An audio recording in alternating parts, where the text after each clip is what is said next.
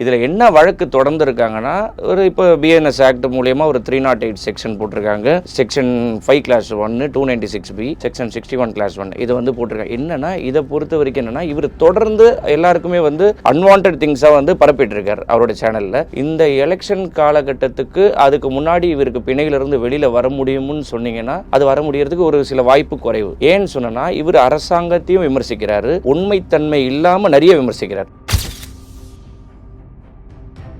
அவரை தன்னைத்தானே ஒரு பிம்பம் காமிச்சுக்கிறார். இது எந்த ஒரு இதுவும் இல்லாமல் அவரை தன்னைத்தானே காமிக்கிறது தான் இந்த பிம்பம். ஏன்னா வழக்கு ஒரு போலீஸ் எஃப்ஐஆர் ரெஜிஸ்டர் பண்ணுறாங்கன்னா ஒரு எவிடன்ஸ் இல்லாமல் எந்த எஃப்ஐஆர் ரெஜிஸ்டர் பண்ண போகிறதில்ல. அப்போ எவிடன்ஸை அவங்க எல்லாத்தையும் அவங்க ப்ரூஃப் சப்மிட் பண்ணியிருக்காங்க. அப்போ இவர் பணம் பிடுங்கினார் கொண்டாருன்றது செகண்டரி. அப்போ இங்கே ஒரு சம்பவம் நடந்தனால அவருக்கு போலீஸ் வரப்போகிறாங்கன்ற இன்டிமேஷனும் அவருக்கு தெரியுது. சவுக்கு சங்கருக்கு அவருக்கு இந்த ஒரு விஷயமும் தெரியாமல் இல்லை, அவருக்கு தெரியுது. ஏன்னா எல்லா இன்டெலிஜென்ஸ் கூட அவர் ஒரு கான்டாக்டில் இருக்கார். அப்போ இந்த விஷயம் அவருக்கு தெரிஞ்சுதான் பண்றாரு. அவர் தொடர்ந்து விமர்சிக்கிறனால இது அரசாங்கத்தையும் தொடர்ந்து விமர்சிக்கிறார். அதனால அவர் மேல இந்த வழக்கு தொடர்ந்து இருக்காங்க. இந்த வழக்கோட உண்மைத்தன்மை என்னன்ற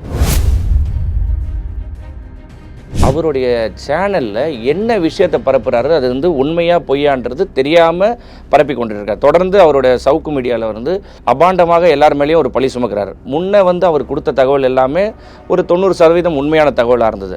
ஆனால் இன்னைக்கு அவர் கொடுக்குற தகவல் எல்லாமே எல்லார் மேலேயும் புறம்பான செய்தியை மட்டுமே அவர் பரப்பிட்டு இருக்கார். அந்த புறம்பான செய்தியை ஒரு சில பேர் அமைதியாக இருக்காங்க. இப்போ இவர் இந்த கம்ப்ளைண்ட் கொடுத்த நபர் என்ன பண்ணியிருக்காருன்னா, அவருடைய உண்மைத்தன்மையை வெளி உலகத்துக்கு கொண்டு வந்துட்டார். அதனால இந்த கைது நடந்திருக்கு. இப்போ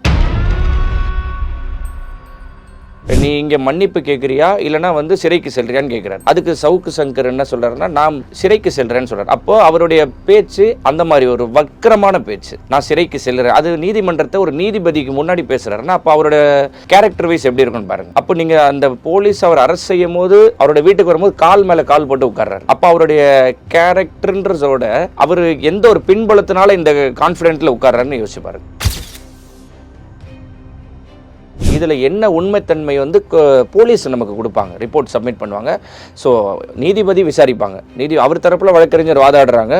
நீதிபதிக்கு தெரியும் என்ன விஷயம்ன்ற அதை தெரிஞ்ச தன்மையில் நெக்ஸ்ட் ஸ்டெப்பில் அவருக்கு பெயில் கிடைக்கிறதுக்கு பாசிபிலிட்டி இருக்குது. குண்டாஸ் போடுறதுக்கு 99% உறுதி.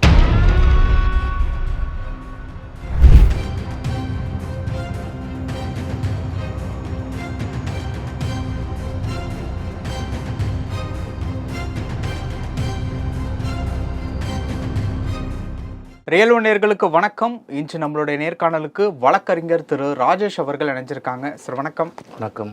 எப்படி இருக்கீங்க? நல்லா இருக்கேன். ஓகே, மகிழ்ச்சி. நீங்கள் எப்படி இருக்கீங்க? நல்லா இருக்கேன் சார். சவுக்கு சங்கர் தற்பொழுது அரெஸ்ட் செய்யப்பட்டிருக்காரு. கடந்த 2 நாட்களாக அவரை பற்றின ஒரு செய்திகள் ஊடகங்களில் வளம் வந்துக்கிட்டு இருக்கு. இதில் லா ரிலேட்டபிளான பல விஷயங்கள் தெரியணும் அப்படிங்கிற மாதிரியான ஒரு கிளாரிஃபிகேஷன் தேவைப்படுது. என்னென்னா, அவருக்கு அந்த கம்ப்ளைண்ட் கொடுத்த ஒரு நபர் ஒரு இன்டர்வியூ கொடுத்துருந்தார். நீங்கள் பார்த்துருப்பீங்க அப்படின்னு நினைக்கிறீங்க. அதே மாதிரி அவருக்கு இன்னும் எலெக்ஷன் வரைக்கும் 6 மாதம் குண்டாஸ் அப்படிங்கிற மாதிரியான ஒரு விஷயம் சொல்கிறாங்க. இதற்கு நடுவில் அவர் கம்ப்ளைண்ட் கொடுத்தவர் அஜய் வாண்டியாரோட பினாமி தான் அப்படிங்கிற மாதிரியும் ஒரு செய்தி இருக்கு. ஆக்சுவலா உங்களுக்குமே அஜய் வாண்டியாரை தெரியும் அப்படின்னு. என்னோட நண்பர் தான் அஜய் வாண்டியார். நல்லது. இப்போ இந்த கேஸை பொறுத்த வரைக்கும் அந்த எலெக்ஷன் வரைக்கும் குண்டாஸ் அப்படின்ட்டு சொல்றாங்கல்ல, அதுக்கு பாசிபிள் இருக்கா? இப்போ இந்த கேஸ் அதை நோக்கி தான் மூவ் ஆயிட்டு இருக்கா? அதான் ஒரு ஃபர்ஸ்ட் கேள்வி.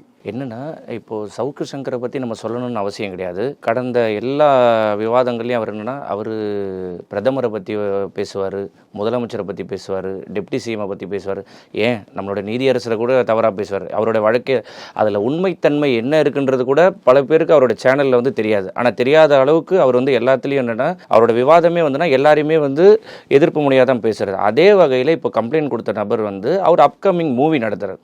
ஒரு திரையுலகத்துக்கு ஒரு படத்தை வெளியில் கொண்டு வர்றார். அந்த திரைப்படத்தை தவறாக சித்தரிக்கிறார் அவருடைய சேனலில். அப்போது இவங்க இதை கேட்க வராங்க, என்னன்ற ஒரு விஷயத்தை கேட்க வரும்போது அவர் என்னென்னா, ஒரு கட்ட பஞ்சாயத்து நடக்குதுன்ற ஒரு கம்ப்ளைண்ட் கொடுக்குறாங்க. அதை இவர் என்ன பண்ணியிருக்கணும், கம்ப்ளைண்ட் கொடுத்தவர் ஒரு ஆஸ் எ லீகலாக என்ன பண்ணியிருக்கணும், ஒரு லீகல் நோட்டீஸ் அனுப்பியிருக்கணும் அவருக்கு. இது கோர்ட்டு மூலியமாக, சிவில் கோர்ட்டு மூலியமாக அவர் முறையிட்டு இருக்கணும். அதை தவிர்த்து இவர் என்ன பண்ணார், நேரடியாக அவருடைய ஃபோனில் தொடர்பு கொண்டிருக்காரு. நேரடியாக அவர் அவரோட ஆஃபீஸுக்கு ரீச் ஆகிருக்காரு. அப்போ அவரோட கம்ப்ளைண்ட் என்ன சொல்கிறாருன்னா, 10 லட்ச ரூபாய் கேட்டு தொலைபேசியில் மிரட்டினார், இந்த மாதிரி கேட்டார், கொண்டாரு, நான் ரிமூவ் செய்வேன்னுட்டு. அங்கே நேரடியாக போகும்போது அவர் 1 லட்ச ரூபாய் அவர் கையிலிருந்து பிடுங்கினதாக ஒரு கம்ப்ளைண்ட். இதில் என்ன வழக்கு தொடர்ந்து இருக்காங்கன்னா, ஒரு இப்போ பிஎன்எஸ் ஆக்ட் மூலயமா ஒரு 308 செக்ஷன் போட்டிருக்காங்க. செக்ஷன் 5(1), 296B, செக்ஷன் 61(1) இது வந்து போட்டிருக்காங்க. என்னென்னா இதை பொறுத்த வரைக்கும் என்னென்னா இவர் தொடர்ந்து எல்லாருக்குமே வந்து அன்வான்ட் திங்ஸாக வந்து பரப்பிட்டு இருக்கார் அவரோட சேனலில். இந்த எலெக்ஷன் காலகட்டத்துக்கு அதுக்கு முன்னாடி இவருக்கு பிணையிலிருந்து வெளியில் வர முடியும்னு சொன்னீங்கன்னா அது வர முடியறதுக்கு ஒரு சில வாய்ப்பு குறைவு. ஏன்னு சொன்னா இவர் அரசாங்கத்தையும் விமர்சிக்கிறாரு, உண்மைத்தன்மை இல்லாமல் நிறைய விமர்சிக்கிறார். ஆனால் ஒரு தைரியமான ஆள் அப்படிங்கிற மாதிரி தானே அந்த வீடியோ, அதாவது அரசு செய்யப்பட்ட ஒரு வீடியோன் போது தெரிஞ்சுது. வீட்டுக்குள்ளே இருக்கும்போது போய் பார்த்தப்போ, போலீஸ் பார்த்தப்போ ரொம்ப தைரியமாக தான் பதில் சொன்னார். அதே மாதிரி அரெஸ்ட் பண்ணிட்டு வரும்போதும் அவர் வந்து தைரியமாக தான் நடந்துக்கிட்டு இருக்காரு. ஸோ இதெல்லாம் வச்சு பார்க்கும்போது அந்த உண்மை தான் அந்த தைரியமாக ஆக்குதா, இல்லை அது வெளியில் காட்டப்படக்கூடிய ஒரு பிம்பமா? இல்லை, இது வந்து என்னென்னா அவரை தன்னைத்தானே ஒரு பிம்பம் காமிச்சுக்கிறார். இது வந்து எந்த ஒரு இதுவும் இல்லாமல் அவரை தன்னைத்தானேவே காமிக்கிறது தான் இந்த பிம்பம். ஏன்னா வழக்கு ஒரு போலீஸ் எஃப்ஐஆர் ரெஜிஸ்டர் பண்ணுறாங்கன்னா ஒரு எவிடன்ஸ் இல்லாமல் எந்த எஃப்ஐஆர் ரெஜிஸ்டர் பண்ண போகிறதில்ல. அப்போ எவிடன்ஸை அவங்க எல்லாத்தையும் அவங்க ப்ரூஃப் சப்மிட் பண்ணியிருக்காங்க. அப்போ இவர் பணம் பிடுங்கினார் கொண்டாருன்றது வந்து செகண்டரி. அப்போ இங்கே ஒரு சம்பவம் நடந்தனால அவருக்கு போலீஸ் வரப்போகிறாங்கன்ற இன்டிமேஷனும் அவருக்கு தெரியுது. சவுக்கு சங்கருக்கு அவருக்கு இந்த ஒரு விஷயமும் தெரியாமல் இல்லை, அவருக்கு தெரியுது. ஏன்னா எல்லா இன்டெலிஜென்ஸ் கூட அவர் ஒரு கான்டாக்டில் இருக்கார். அப்போ இந்த விஷயம் அவருக்கு தெரிஞ்சு தான் பண்ணுறார். அவர் தொடர்ந்து விமர்சிக்கிறனால இது அரசாங்கத்தையும் தொடர்ந்து விமர்சிக்கிறார். அதனால் அவர் மேலே இந்த வழக்கு தொடர்ந்து இருக்காங்க. இந்த வழக்கோட உண்மைத்தன்மை என்னன்றது அதுக்கப்புறம் ஃபியூச்சரில் கோர்ட்டு டிசைட் பண்ணும். ஓகே, இப்போ இந்த கேஸை பொறுத்த வரைக்கும் என்னென்ன விஷயங்கள் வந்து அவர் மேலே வந்து கேஸாக பதிவு செய்யப்பட்டிருக்கு? என்னென்ன விஷயம் அவர் மேலே பதிவுப்பட்டிருக்குன்னா, ஒன்று கட்ட பஞ்சாயத்து பண்ணுறாரு. மெயின் திங் அவர் வந்து என்ன, அவருடைய சேனலில் என்ன விஷயத்தை பரப்புகிறாரு அது வந்து உண்மையாக பொய்யான்றது தெரியாமல் பரப்பி கொண்டு இருக்கார். தொடர்ந்து அவருடைய சவுக்கு மீடியாவில் வந்து அபாண்டமாக எல்லார் மேலேயும் ஒரு பழி சுமக்கிறார். முன்னே வந்து அவர் கொடுத்த தகவல் எல்லாமே ஒரு 90% உண்மையான தகவலாக இருந்தது.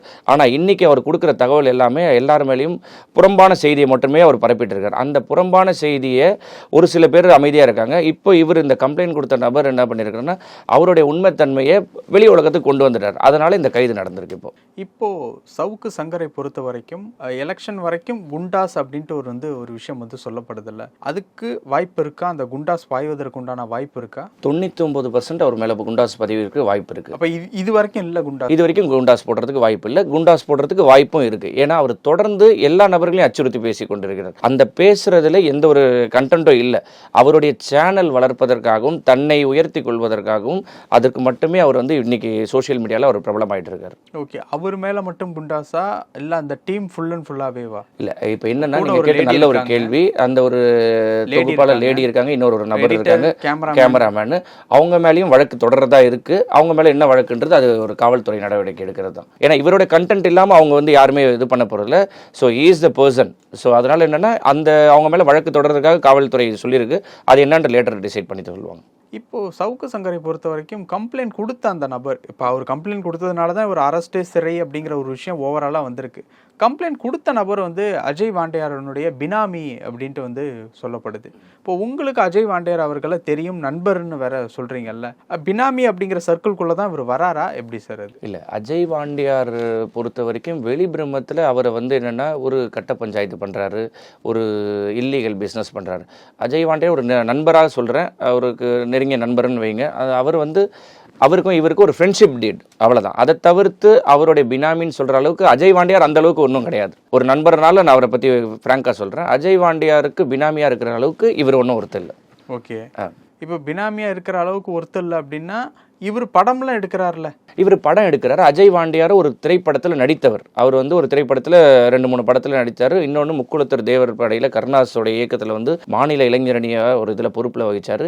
இப்போ அதிமுகவில் அவர் இணைஞ்சிருக்கார். அதிமுகவில் இணைஞ்சதுனால அவர் என்கிட்ட பகிர்ந்த விஷயத்தை நான் ஷேர் பண்ணுறேன். ஒரு காழ்ப்புணர்ச்சினால் அஜய் வாண்டியார் மேலே வழக்கு தொடர்ந்தப்பட்டது. அந்த வழக்கில் அவருக்கு குண்டாஸும் போடப்பட்டது. அந்த குண்டாஸை ரிவோக் ஆகிட்டு வெளியிலையும் வந்தார் அவர். அது வரைக்கும் எனக்கு நல்லா தெரியும். இது வந்தது என்னென்னா முழுக்க ஒரு காழ்ப்புணர்ச்சி. அவர் ஒரு ஆஃபீஸ் ரன் பண்ணுறாரு வடபழனியில். அவருக்கு வந்து தொடர்ந்து இந்த கட்ட பஞ்சாயத்து பண்ணுறாரு, ஆள் மிரட்டுறாரு, இந்த மாதிரி ஒரு இதெல்லாம் வந்து அவர் மேலே வழக்கு பதிஞ்சாங்க. அந்த வழக்கில் அவர் ஜெயிச்சு வெளியிலே வந்துட்டார், ரிவோக் ஆகிட்டு வெளியில் வந்துட்டார். அவருக்கு இவர் ஒரு நண்பரை தான் தவிர அதை தவிர்த்து அவரோட பினாமின்னு சொல்கிறதுக்கு இது ஒரு அப்பண்டமான பொய் தான் அது. ஓகே, இப்போ பணம் கேட்டு மிரட்டப்படுறாங்க, அதாவது அந்த நபர், அதுதான் அவருடைய குற்றச்சாட்டு. 10 லட்ச ரூபா கொடு அப்படின்னு சொல்கிறாங்க. அதுக்கு முன்னாடி அமிச்ச ஒரு அமௌண்ட் எல்லாம் ஜிபேயோட ஸ்க்ரீன்ஷாட்லாம் வந்து ஆதாரமாக வந்து பதிவு செய்யப்பட்டிருக்காங்க. எஃப்ஐஆர் கொடுத்த, அதாவது வழக்கு கொடுத்த அந்த நபர் வந்து இன்டர்வியூவில் பேசும்போது அவரோட ஆஃபீஸுக்கு போனப்போ அடிக்கலாம் வந்தாங்க அப்படிங்கிற மாதிரி வந்து சொல்கிறாங்க. எப்படி ஒரு யூடியூபர், ஒரு ஊடகவியாளர் இவ்வளோ ஒரு தைரியம் வருது அப்படின்னா அதை எப்படி பார்க்கறது? இல்லை பின்னணியில் இருக்கக்கூடிய பேக்ரவுண்ட் அப்படிங்கிற ஒரு விஷயம் வந்து ரொம்ப அதிகாரமயத்தினுடைய ஒட்டி இருக்கிறதுனால இவ்வளோ தைரியமா? அதை எப்படி சார் பார்க்குறீங்க? இல்லை, எப்படி பார்க்குறதுனா, நீங்கள் தொடர்ந்து அவருடைய காணொளி எல்லாமே பார்த்துருப்பீங்க. சவுக்கு சங்கர் அவர் யார், ஈவன் தோ பல அமைச்சர்களை பேர் சொல்ல விரும்பலை, ஒரு சில அமைச்சர்களை வந்து அவர் தொடர்ந்து விமர்சிச்சுட்டு வந்தார். பேசும்போது நண்பர்னு குறிப்பிட்டு அதுவும் சொல்கிறார்.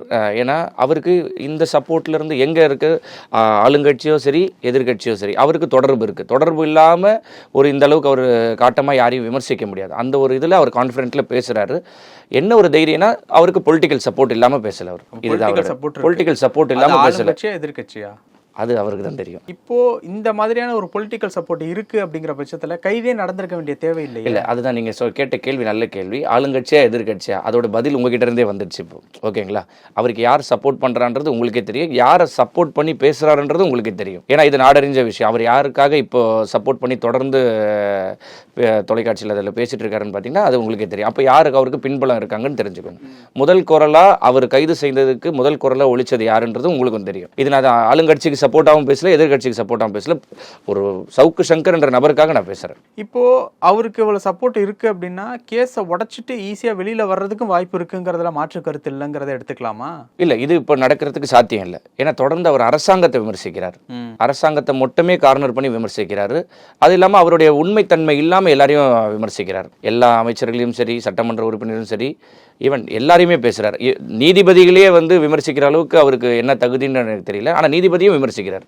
ஒரு விஷயத்தில் நீ சாரி கேட்குறியா கோர்ட்டில், நீ சாரி கேட்குறியா ஜெயிலுக்கு போறியான்னு சொன்னால் நான் ஜெயிலுக்கு போகிறேன்னு சொன்ன நபர் அவர். ஓகேங்களா, அப்போ நீதிபதி கேட்குறாரு, நீ இங்கே மன்னிப்பு கேட்குறியா இல்லைனா வந்து சிறைக்கு செல்றியான்னு கேட்குறாரு. அதுக்கு சவுக்கு சங்கர் என்ன சொல்கிறாருன்னா, நான் சிறைக்கு செல்கிறேன்னு சொல்கிறார். அப்போது அவருடைய பேச்சு அந்த மாதிரி ஒரு வக்கரமான பேச்சு.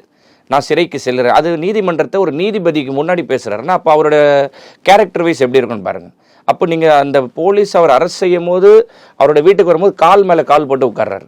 அப்போ அவருடைய கேரக்டர்ன்றதோட அவர் எந்த ஒரு பின்புலத்தினால இந்த கான்ஃபிடென்ட்டில் உட்கார்றாருன்னு யோசிச்சு பாருங்க. இப்போது இவ்வளோ கேஸ் வந்து அவர் மேலே பதிஞ்சிருக்குல்ல. ஃபஸ்ட்டு கட்ட பஞ்சாயத்து, அப்புறம் வந்து பணம் கேட்டு மிரட்டினது, அதுக்கப்புறம் வந்து பிளாக்மெயில் பண்ணது அப்படிங்கிற மாதிரி இந்த 3 கேஸையும் வச்சு பார்க்கும்போது இந்த 3 எதுக்குள்ளே வருது? ஒருவேளை அது கன்ஃபார்ம் ஆச்சு அப்படின்னா என்ன மாதிரியான தண்டனைகள் இருக்குது? இல்லை, இது வந்து ஆல்மோஸ்ட் வந்து அவர் மிரட்டின எவிடன்ஸ் அவர் சப்மிட் பண்ணியிருக்காரு. அங்கே போயிட்டு வந்த சிசிடிவி ஃபுட்டேஜும் வந்து அவருக்கு கொடுத்துருக்காரு. 1 லட்ச ரூபா தாங்கிட்ட இருந்து பிடுங்கிருக்காங்கன்றது ஒரு கவரில் போட்டு கொண்டு போனேன்ட்டு அவர் கம்ப்ளைண்ட் பார்ட்டி சொல்கிறாரு. அது வந்து உண்மைத்தன்மை போலீஸ் விசாரிப்பாங்க. மேபி அவர் அந்த உண்மை சம்பவம் நடந்திருந்தால் அவர் மேலே இப்போ வழக்கு தொடர்ந்துருக்காங்க. இந்த கூண்டாஸ் போடுறதுக்கு அவர் மேலே இது இருக்குது, பாசிபிலிட்டி இருக்குது. இப்போ கூண்டாஸ் அப்படிங்கிறது தாண்டி தண்டனை அப்படின்னு ஒன்று கிடைச்சா அது என்ன மாதிரியான தண்டனைகளாக இருக்கும்? இப்போ என்னென்னா, இவர் உண்மைத்தன்மை அறிந்ததுக்கப்புறம் தண்டனை கிடைக்கும்.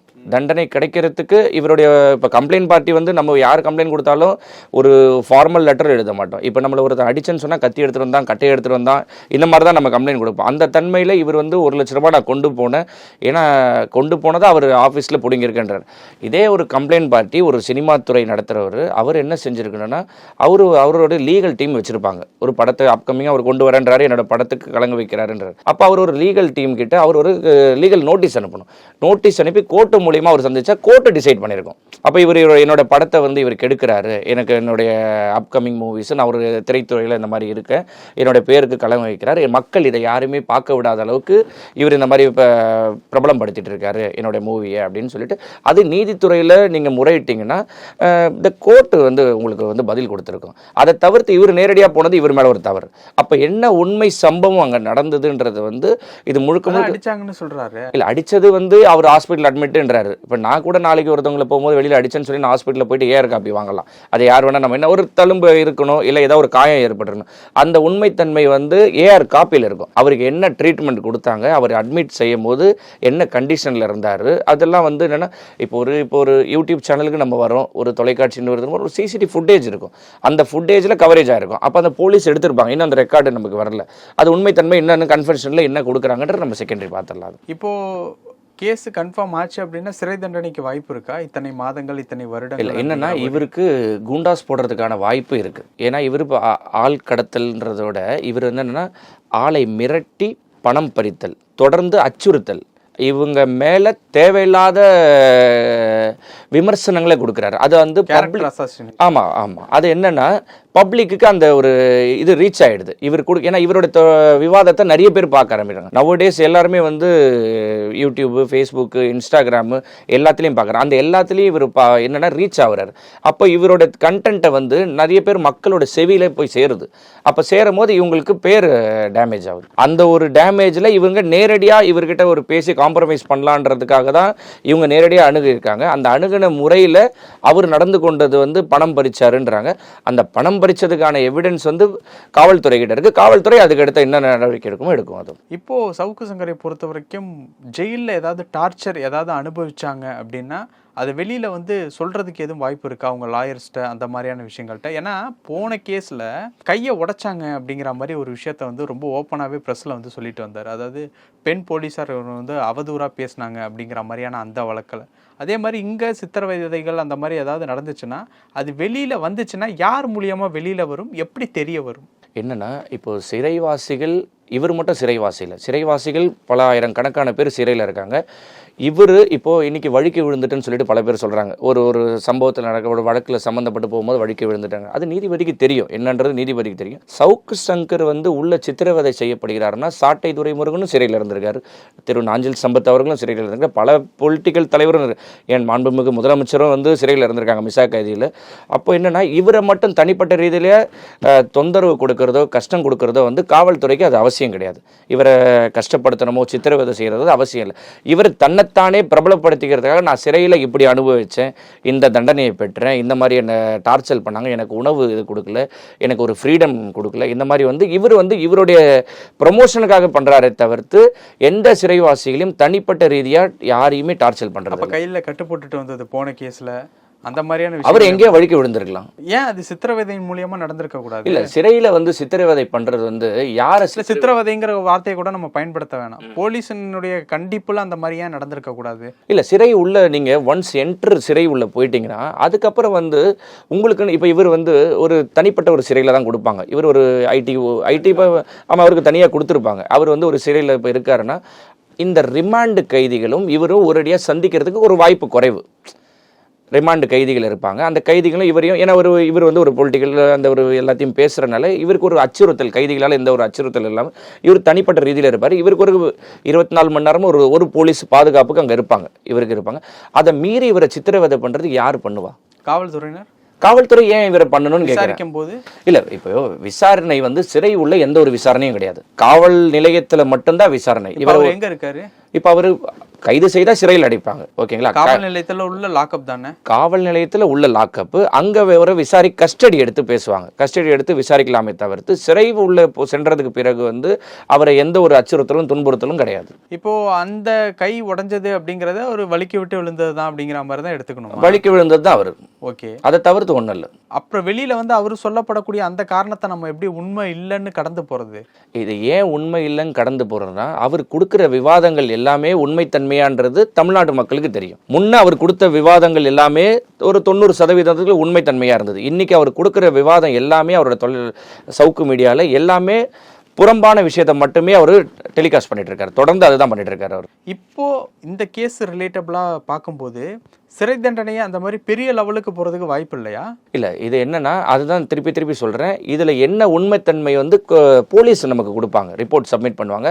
ஸோ நீதிபதி விசாரிப்பாங்க, அவர் தரப்பில் வழக்கறிஞர் வாதாடுறாங்க, நீதிபதிக்கு தெரியும் என்ன விஷயன்ற, அது தெரிஞ்ச தன்மையில் நெக்ஸ்ட் ஸ்டெப்பில் வந்து அவருக்கு பெயில் கிடைக்கிறதுக்கு பாசிபிலிட்டி இருக்குது. குண்டாஸ் போடுறதுக்கு 99% உறுதி அவருக்கு போடுறதுக்கு இருக்குது. பெயில் கிடைச்சி வெளியில் வந்தாங்க அப்படின்னா வீடியோ போடுறது இந்த மாதிரியான விஷயங்களில் ஈடுபடலாமா? இல்லை, இப்போ என்னென்னா எலெக்ஷன் நெருங்க போகுது, இவர் தொடர்ந்து எல்லா அரசியல் நபர்களையும் தொடர்ந்து புறம்பான விஷயத்தை மட்டுமே டெலிகாஸ்ட் பண்ணுறாரு. ஸோ இவருடைய சவுக்கு மீடியாவை பேர்ன் பண்ணுறதுக்கு அவங்க தொடர்பில் பண்ணுறதுக்கு வாய்ப்பு இருக்குது. கண்டிப்பாக அது ஒரு நிச்சயம் அது ஒரு மூவிங்கில் இருக்கும். ஓகே, நம்ம அப்போ இனிமேல் வீடியோ போட முடியாதா? இப்போது நிறைய யூடியூப் சேனலை பேர்ன் பண்ணியிருக்காங்க. ஸோ அந்த மாதிரி இவருடைய புறம்பான விஷயத்துக்கு இப்போ ஒரு கம்ப்ளைண்ட் வந்திருக்கு, இனி ஒரு கம்ப்ளைண்ட் வரத்துக்கும் வாய்ப்பு இருக்குது. அந்த கம்ப்ளைண்ட்டை பேஸ் பண்ணி யார் இவர் மேலே வழக்கு தொடர்ந்து இந்த ஒரு சேனலை க்ளோஸ் பண்ணுறதுக்கு வாய்ப்பு இருக்குது. ஓகே, அப்போது க்ளோஸ் பண்ணாங்க அப்படின்னா புதுசாக ஒரு சேனல் ஆரம்பித்து தான் வீடியோ போடணும். நீங்கள் சேனல் எத்தனை சேனல் வேணால் தொடரலாம். சேனலை நிர்ணயிக்கிறது நிறுவனர் யார்? யூடியூப். அப்போ அதை பாருங்கள். அப்போது இதை பேசுகிறவர் யார்? இதை பேசுகிறவர் சவுக்கு சங்கர். அப்போ அவர் எல்லாரையுமே வந்து புறம்பான விஷயத்தில் மட்டும்தான் பேசிகிட்டு இருக்காரு தவிர உண்மைத்தன்மையை அறியாமல் பேசுகிறாரு. நிறைய ஒரு பொலிட்டிக்கல் லீடரு, நீதிபதிகள் எல்லாருமே விமர்சிக்கிறார். அது வந்து அந்த விமர்சனத்துக்கு இனி ஒரு கம்ப்ளைண்ட் வரல, இனி வரும். இப்போ இந்த ஒருத்தர் வந்து கம்ப்ளைண்ட் கொடுத்துருக்காரு, இந்த மாதிரி என்னோட அப்கமிங் மூவியை வந்து இவர் இந்த மாதிரி இது பண்ணுறாருன்னு. ஸோ லைக் தட் அந்த மாதிரி ஒரு கம்ப்ளைண்ட் வரலாம். அவரோட சேனலை முடக்கிறதுக்கான வாய்ப்பும் இருக்குது. பல விஷயங்கள் பேசணும். நேரத்துக்கு ரொம்ப நன்றி. நன்றி நன்றி நன்றி.